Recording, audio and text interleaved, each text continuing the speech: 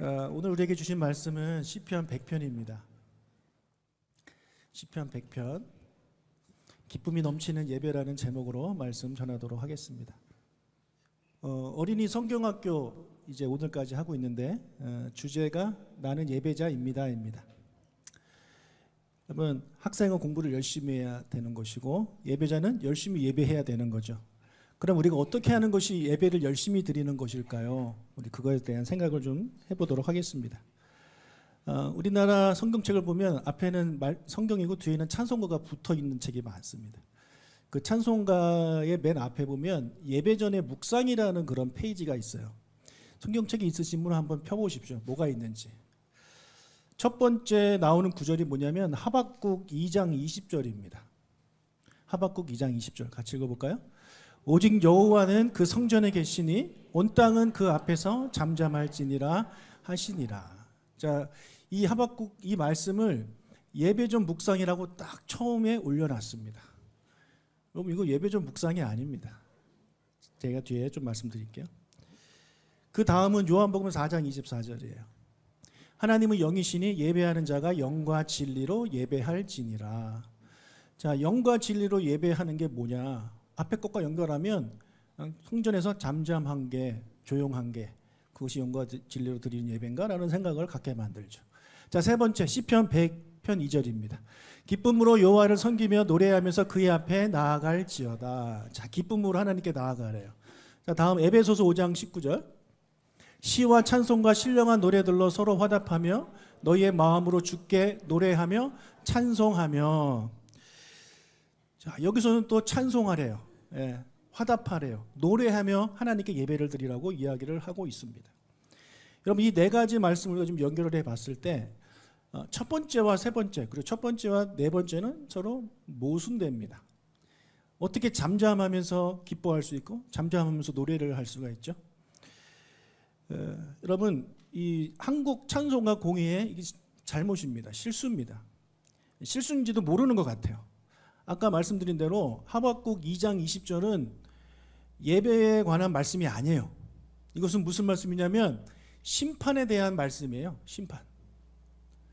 그리고 누구한테 하신 말씀이냐면 하나님을 믿는 사람한테도 한 말이 아니라 하나님을 믿지 않고 우상을 섬기는 사람들한테 하신 말씀이에요.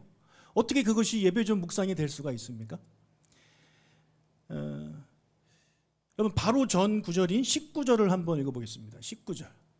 하박국 2장 19절 시작. 나무에게 깨라 하며 말하지 못하는 돌에게 일어나라 하는 자에게 화 있을진저 그것이 교훈을 베풀겠느냐? 보라, 이는 금과 은으로 입힌 것인즉 그 속에는 생기가 도무지 없느니라. 여기 나오는 나무하고 말하지 못하는 돌은 우상을 말합니다. 나무로 새겨놓은 우상, 돌로 새겨놓은 우상을 말해요. 우리 절에 가면 볼 수 있는 그런 거를 말하는 겁니다. 그런 것들한테 깨어라, 일어나라 라고 말하는 자가 누구냐면 바로 우상 숭배자들이에요. 그 우상 숭배자들이 여러분 어떻게 제사를 하냐면 과거에 엘리야와 그 우상 숭배자들과의 그런 대결이 한번 있었던 적이 있습니다. 갈멜산에서 있었는데 바알과 아세라의 선지자들 850명이 와서 그들의 신께 어떻게 기도를 하냐면 아주 시끄럽게 기도를 합니다. 아주 시끄럽게. 그래도 그들의 신이 응답하지 않으니까 자기 몸을 상하게 합니다. 여러분, 우상들이 예배할 때 그렇게 시끄러운 거예요. 우리는 뭐 직접 본 적은 없지만 무당들 할 때 여러분 없어 굿하고 막 그런 거 혹시 보셨나요? 엄청 시끄럽죠? 그렇게 하고 있다라는 거예요. 자, 그런 자들한테 말하는 거예요. 너희들 지금 말하지 못하고 움직이지 못하는 우상들한테 이렇게 시끄럽게 예배하고 기도하고 있는데 조용히 해. 진짜 신은 성전에 계셔. 지금 그 얘기를 하고 있는 거예요. 진짜 신은 성전에 계시니까 여기 우상한테 그렇게 시끄럽게 절하지 마라. 그 이야기를 하는 거예요. 여러분, 예배드리는 우리한테 하나님이 이 성전에 계시니까, 하나님이 계시는 곳이니까 우린 조용해야 되고 침묵해야 되고 잠잠해야 합니다. 이 말씀이 아니라는 겁니다. 이해하세요? 우상 섬기는 자들한테 하는 소리예요. 진짜 신은 성전에 계셔. 그러니까 너희들 이렇게 시끄럽게 여기서 이러지 마 라고 지금 이야기를 하고 있는 것입니다.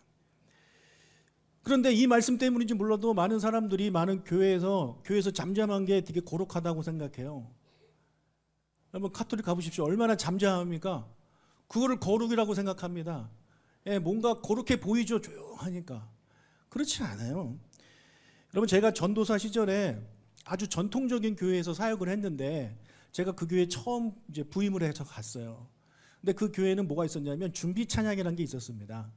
준비 찬양이 뭐냐면 예배가 11시면 그 전에 한 10분 정도 누군가가 나와서 찬양하는 거예요. 그걸 이제 예배를 준비하는 찬양에서 준비 찬양이라고 이렇게 불렀습니다. 성경에 준비 찬양이라는 건 없어요. 예. 아무튼 그거를 저한테 시켰어요. 그래서 제가 앞에 나가서 내가 매일 기쁘게를 부릅시다 하고 불렀어요. 여러분, 근데 그 교회는 박수를 안 치는 교회예요. 제가 몰랐잖아요. 근데 제가 박수를 치면서 합시다. 여러분, 어떻게 내가 매일 기쁘게를 박수 안 치면서 할 수 있습니까? 그게 가능한가요? 근데 이제 사람들이 머뭇머뭇하더니 박수 치더라고요. 나는 몰랐어, 왜 그러는지. 그래서 찬양 끝나고 이제 11시 땡 치니까 제가 이제 이렇게 걸어가는데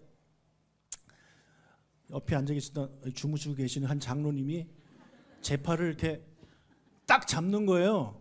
저를 얼굴 쳐다보지도 않아요. 딱 잡고 정면을 보면서 우리 교회는 박수 치지 않습니다. 오우, 카리스마. 예, 그래서 무서워가지고 그 다음부터 박수 치자는 얘기 안 했어요.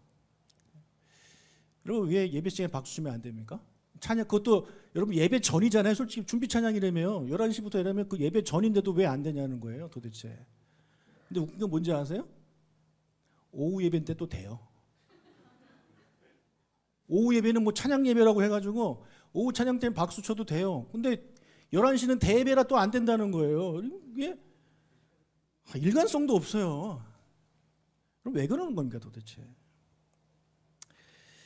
우리가 어떻게 예배를 드려야 돼요? 아까 우리 예배 전에 묵상 총 4개를 봤는데 여러분, 영과 진리로 예배한다는 게 좀 어렵잖아요.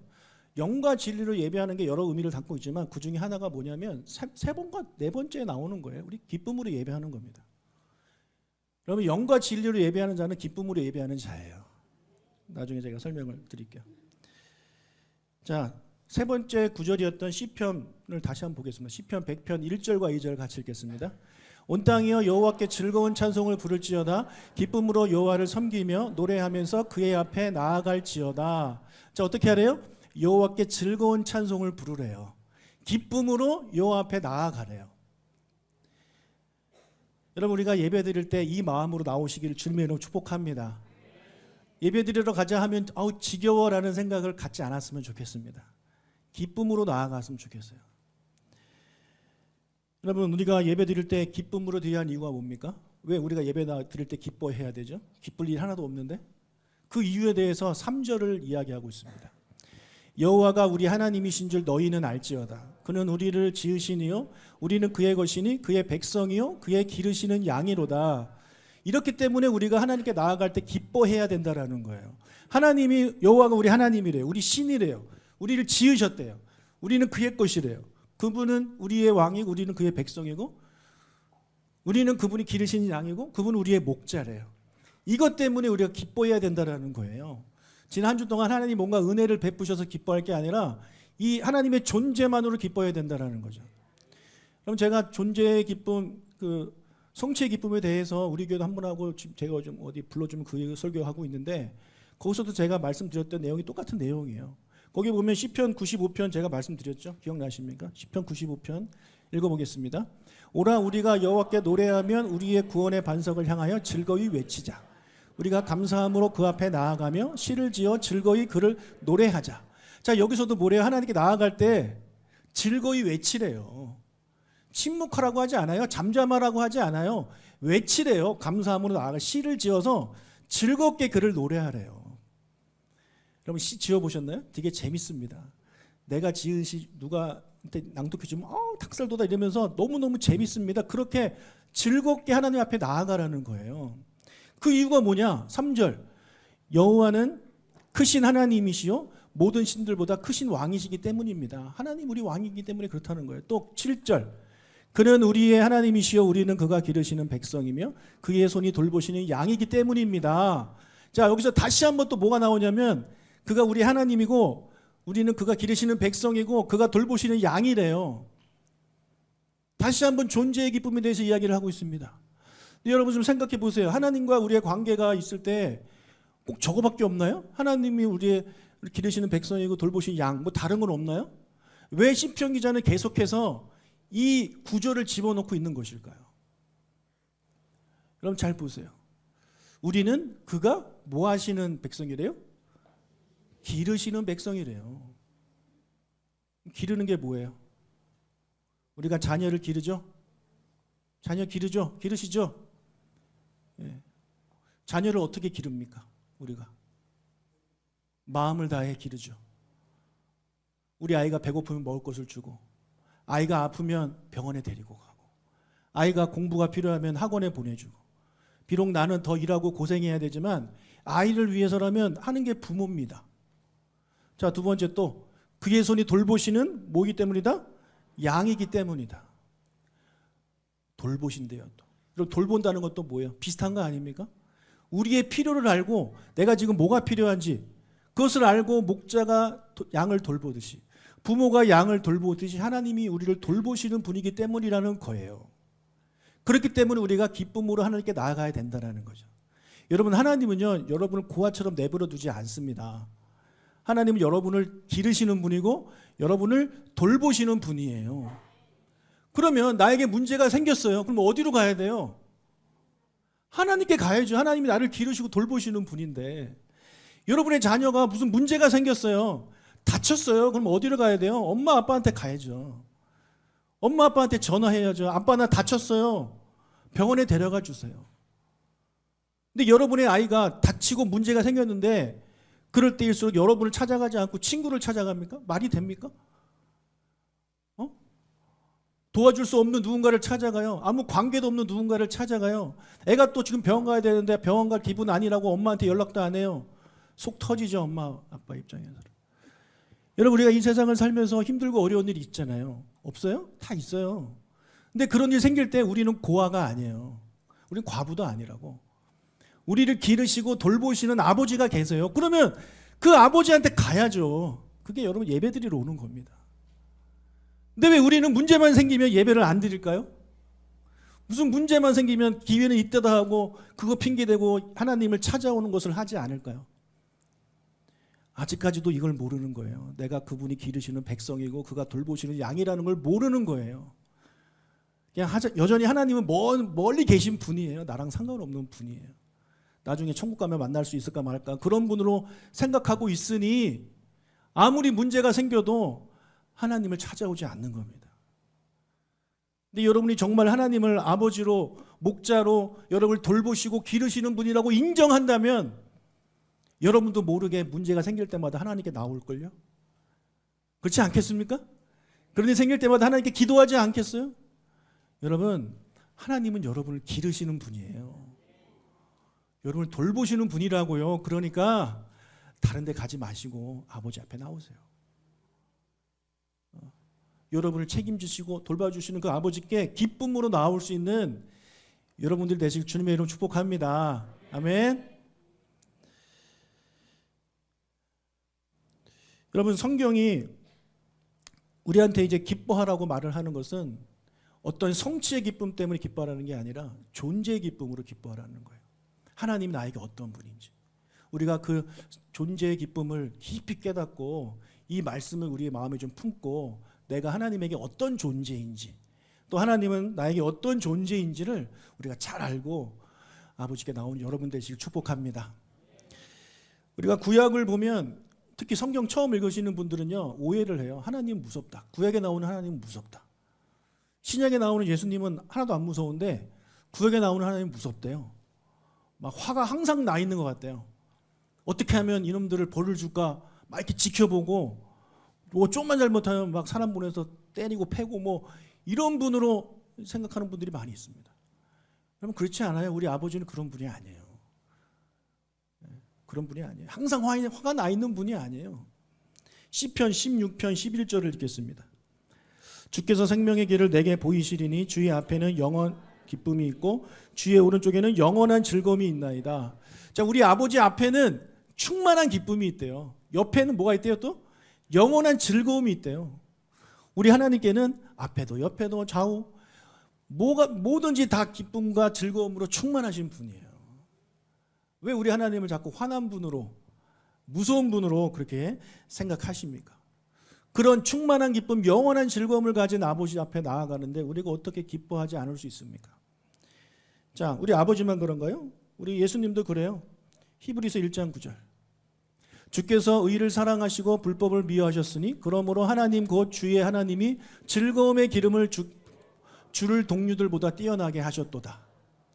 자, 하나님이 즐거움의 기름을 누구한테 부어주셨대요? 주님께. 주님이 예수님이에요. 하나님이 예수님한테 즐거움의 기름을 부어주셨어요. 다른 기름도 아니고 즐거움의 기름. 왜요? 하나님께 즐거움이 가득하거든요. 하나님 나눠주는 게 다 즐거움이에요. 그러니까 하나님을 만난 사람은요 다 즐거워요. 이거는 진실입니다. 이건 진리입니다. 하나님을 만나지 못한 사람들이 지겨워하는 거예요. 하나님을 만나면 즐거워요. 기쁨이 넘칠 수밖에 없어요. 왜요? 하나님이 저 즐거움의 기쁨을 여러분들에게도 주셨기 때문에 그렇습니다. 여러분, 저기 나오는 즐거움의 기름이 뭐냐면 성령 하나님입니다. 성령 하나님. 그러면 성령 하나님이 우리에게 주시는 열매 중에 하나가 희락이에요. 기쁨이라고요.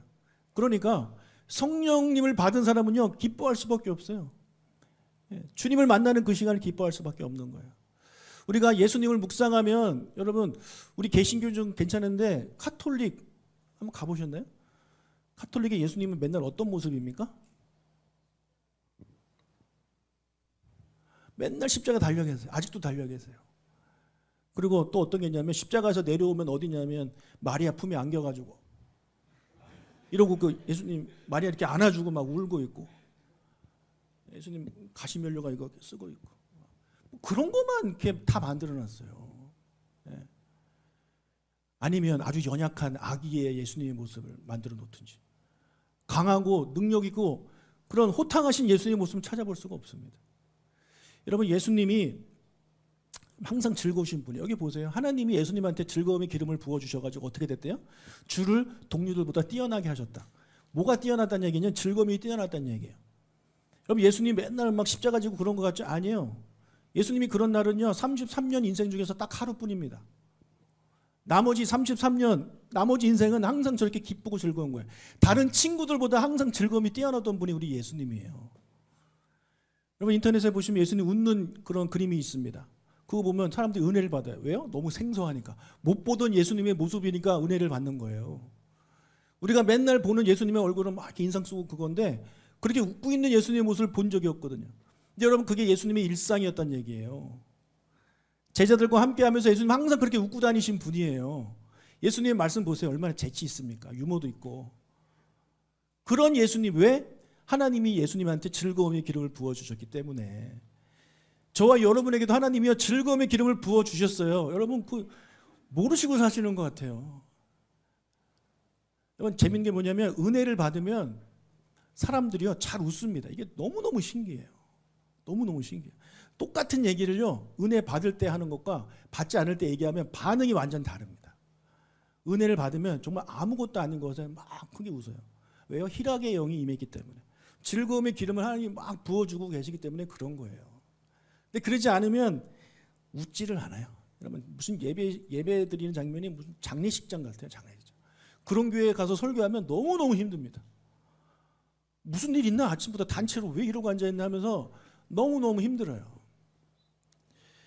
여러분, 우리가 다윗을 예배의 그 모델, 예배자의 모델로 삼잖아요. 그렇죠? 그래서 찬양 가사도 그런 가사가 많아요. 다윗처럼 예배하고 싶습니다. 우리는 다윗과 같은 예배자입니다. 다윗처럼 해야 됩니다. 도대체 다윗이 어떻게 예배했길래 그래요? 다윗의 예배의 대표적인 모습을 보여준 게 뭐냐면 춤추다가 바지 벗겨지는 사건이에요. 왕입니다. 왕. 강력한 힘을 가진, 엄청난 카리스마를 가진 그 다윗이라는 왕이 하나님 앞에서 완전 그 무장해제가 돼가지고 어린아이처럼 뛰어놀고 그러다가 바지 벗겨진지도 모르고 그렇게 춤을 춘 겁니다. 그러니까 그것을 지켜보던 그 부인 미갈이 아유 저 한심한 남편 이러면서 속으로 욕하고 뭐 그러는 거 아니에요? 근데 그런 다윗을 우리 예배자로 막 부러워하지만 정작 우리의 모습 안에는 미갈과 같은 모습이 있어요. 항상 내가 기준이야. 내가 나보다 더하면 과한 거야. 예. 나보다 못하면 너무 열정이 없는 거고 나보다 더하면 너무 과한 거예요. 그래요, 안 그래요? 항상 내가 기준이죠. 운전할 때도 나보다 빠르면 과속이고 나보다 늦게 가면 답답한 인간이고. 예. 내가 항상 운전 잘하죠. 그러면 저도 그랬어요. 예. 저는 그래도 나름 즐겁게 예배하고 뭐 이렇게 자유롭게 예배하고 그런 사람이라고 생각을 했습니다.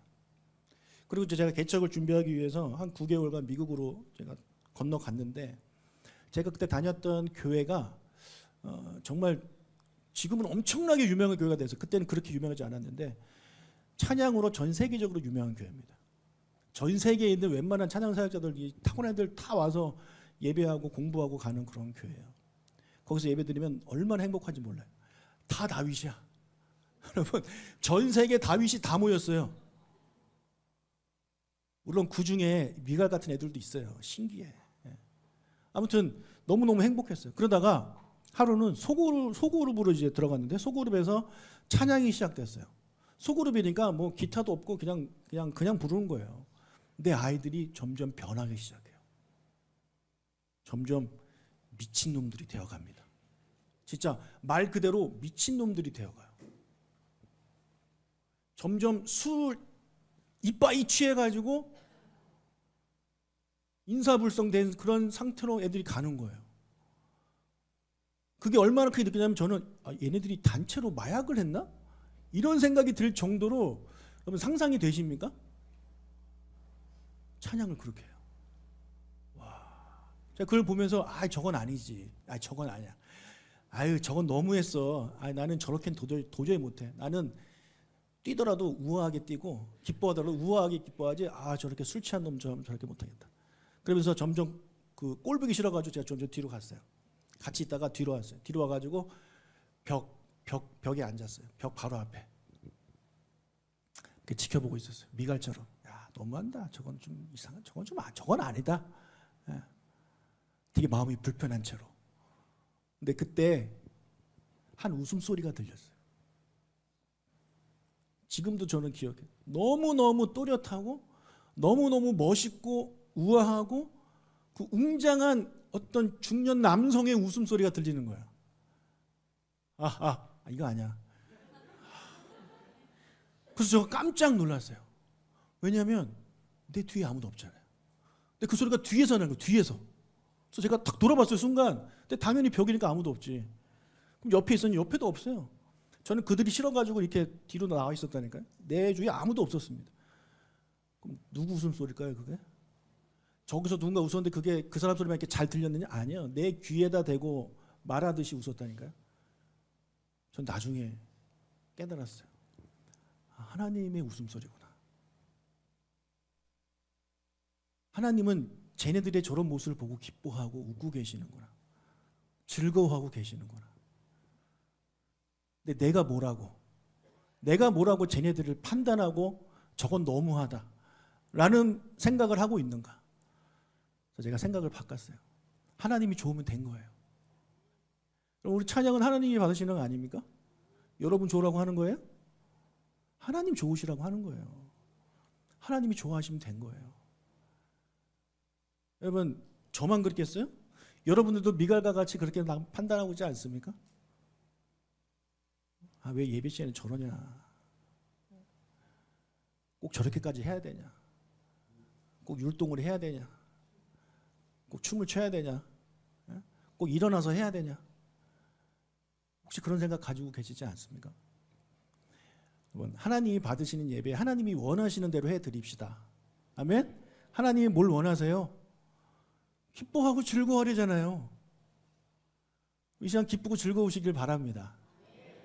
저는 우리 교회가 그런 교회가 좀 되게 하기 위해서 노력을 했습니다. 그래서 예배도 최대한 즐겁게 하려고 노력을 해요. 그래서 지루한 거 막 다 뺍니다. 지루한 거 다 빼요. 졸리고 이런 거 다 빼요. 전통적으로 다 만들어 놓은 그런 것들 다 빼버려요. 그러니까 심플하면서 최대한 즐겁게 하려고 해요. 그래서 저는 우리 교회가 그 어떤 교회보다도 예배 시간이 즐겁다고 생각을 해요. 저는. 근데 만족하지는 않아요. 솔직히. 여러분 더 할 수 있어요. 전 봤어요. 언제 봤냐면 우리 단체로 전교인 수련회 가면 그때 보입니다. 여러분 왜 본당에서 할 땐 그렇게 안 해요? 왜 꼭 강화도를 가야 그렇게 합니까? 강화도에 무슨 특별한 기름 부으심이 있는 땅인가요?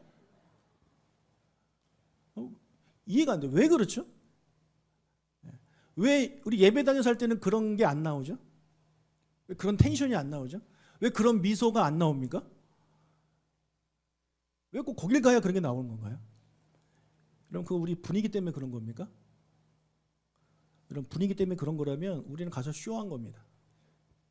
하나님 앞에서 쇼한 거예요. 그냥 분위기에 취해가지고 그냥 우리끼리 실컷 놀다 온 거예요. 그건 잘못된 거잖아요. 그래야 안 그래요? 우리의 진짜 모습은요, 강화도에서만 그런 게 아니라 여기서 그런 모습이 있어야 돼요. 강화도에서 할 수 있으면 여기서도 할 수 있어요, 여러분. 그게 진짜 아닙니까? 여러분, 우리 주인 예배는 일상이잖아요. 여러분, 일상이 그런 사람이 진짜예요.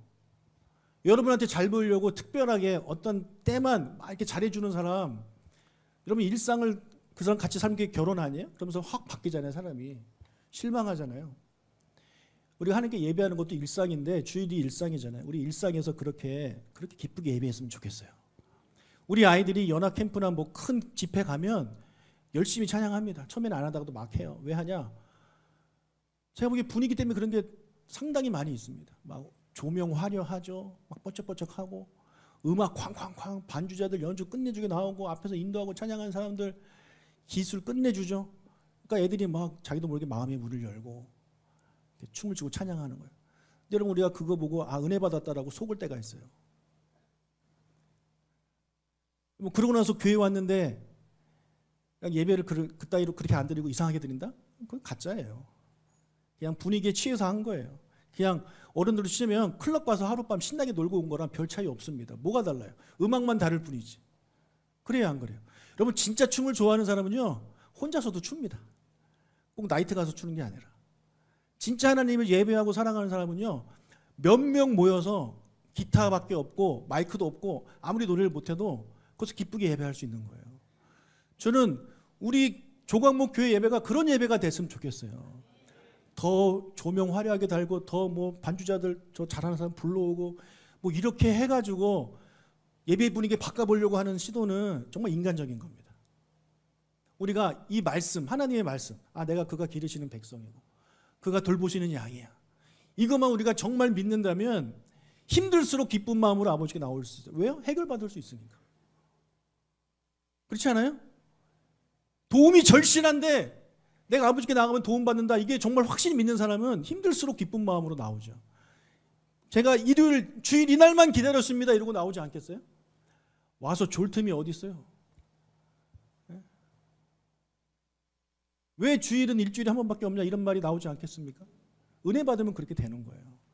저는 우리가 그렇게 예배하는 우리 모두가 되시길 주님의 이름으로 축복합니다.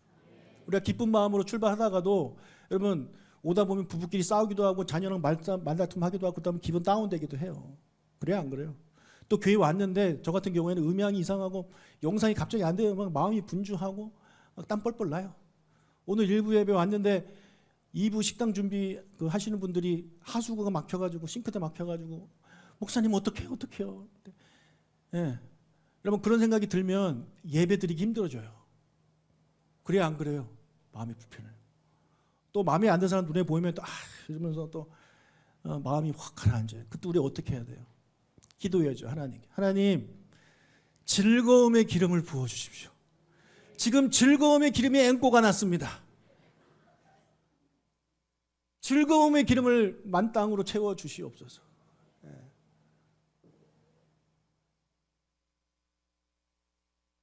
우리가 기뻐한다고 기뻐해 줄 수 있는 게 아니에요.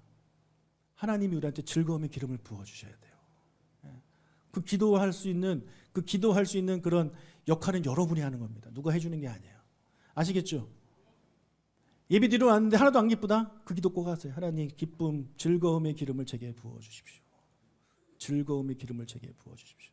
그래서 즐거움으로 하나님을 예배하게 해 주옵소서. 우리 이렇게 기도하고 예배한 여러분 되시길 주님의 이름으로 축복합니다. 아멘.